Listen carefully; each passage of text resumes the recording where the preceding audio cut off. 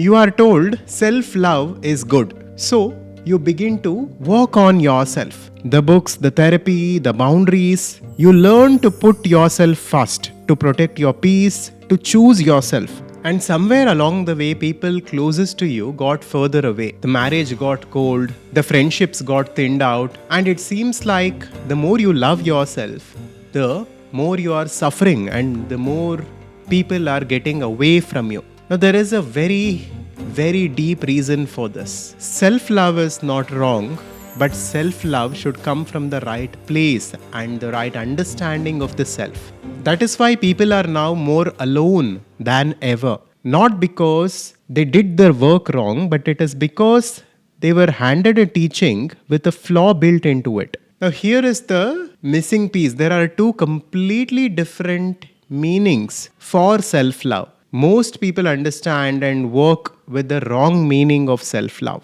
We don't even understand what self is. We don't understand the relationship between us and this world. By the end of this video, you will understand exactly what true self love is. And with that, how you approach relationships and the quality of your relationships will change forever. And the mechanism is something Sanatana Dharma understood long before modern psychology existed.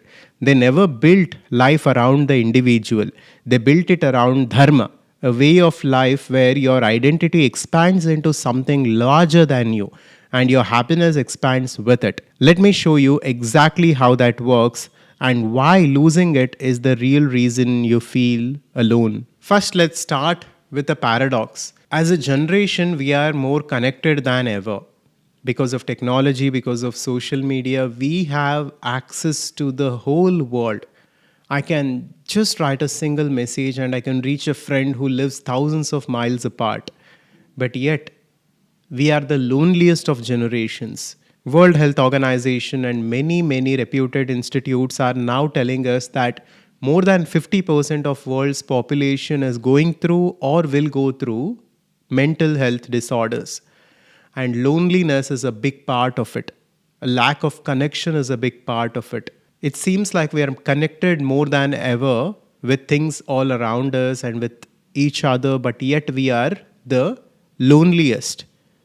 Why does this happen? This happens because we have not understood reality. When people talk about self-love, they focus on egoic love. They focus on the body and the mind. And the principle is simple. The more you focus on yourself as the ego, the more you suffer.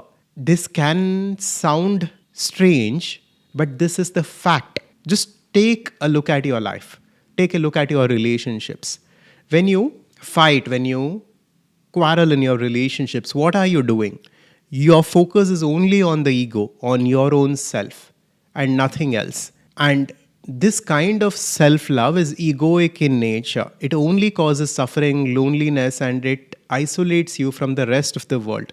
You will never be happy through this form of self-love, and this is the form of self-love that most of the world is used to. And whatever I'm telling you today, I don't want you to take my word for this. I don't want you to listen to this just because the ancient Vedanta said this. But I want you to look at your own experience. I want you to go into your life and see where you are suffering and see where you are happy. Wherever you are truly happy, you're connected with life. You're connected with the rest of the world.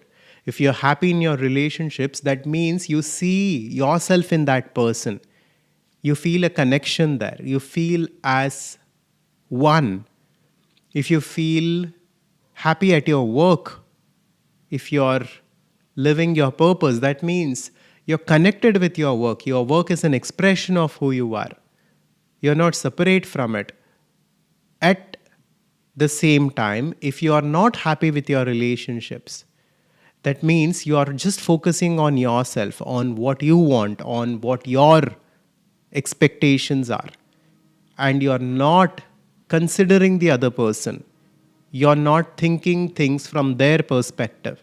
So, if you just objectively, honestly look at your own experiences in life, you will come to this understanding that this egoic self-love causes loneliness, suffering, and stress.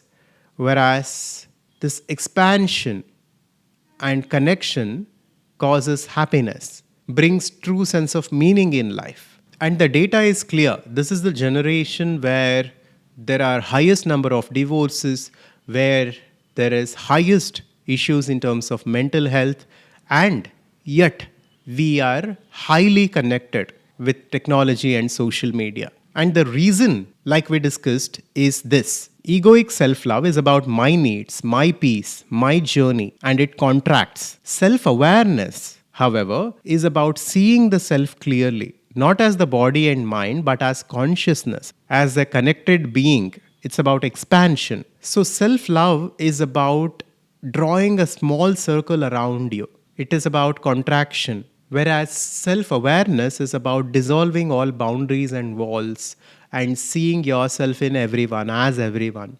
This is the state of yogis and rishis, who see themselves in the world and the world in themselves. With this, let's come to part two, which is about the mechanism where we understand how ego operates. Ego is a boundary. It identifies itself with things and people, and it puts a boundary around everything. And the ego is natural.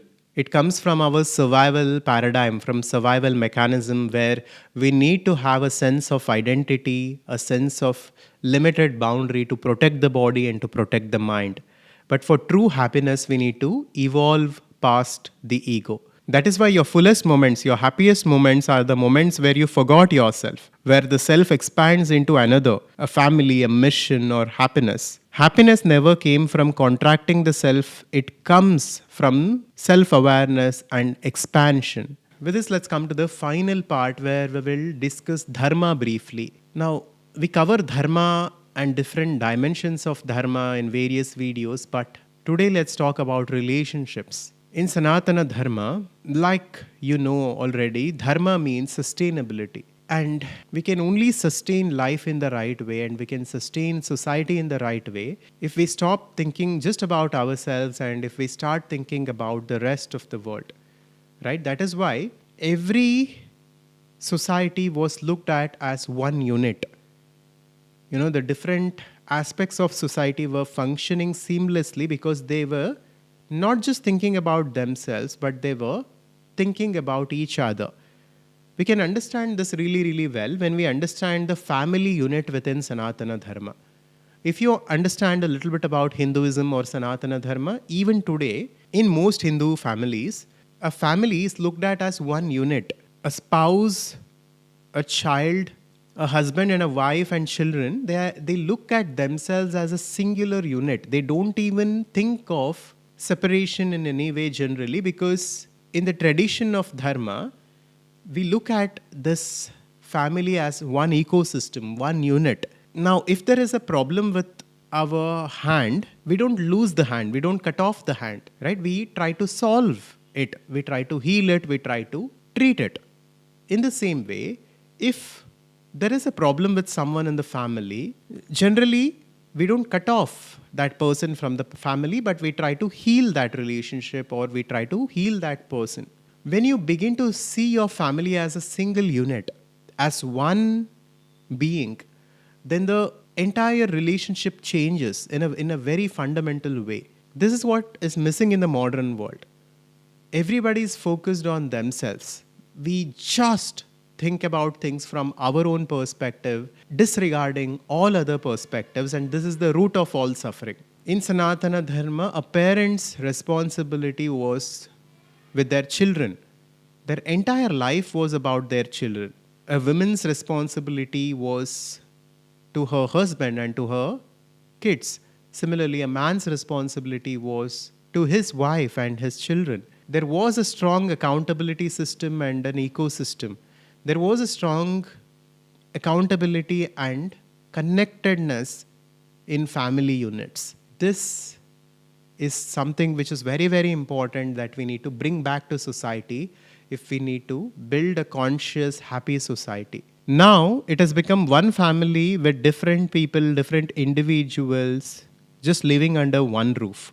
But before, it was one being. People within a family unit used to think, what does the other need from me? So the relationship today failed not because of a communication problem, but an identity problem. And the healthiest relationships are those where the individual selves have expanded until the boundary between them thins. And self-awareness goes beyond this. Ultimately, self-awareness or consciousness is about understanding that beyond body, mind, you are that unlimited self where you are connected with the whole universe, with the whole world, and you don't see a boundary between yourself and anyone else and anything else. And that's a state that we all must aspire to live. But until then, we must start with our families. We must start with the relationships that truly matter to us. And we need to start seeing these relationships from other perspectives and look at this as one unit, as one being which can change everything.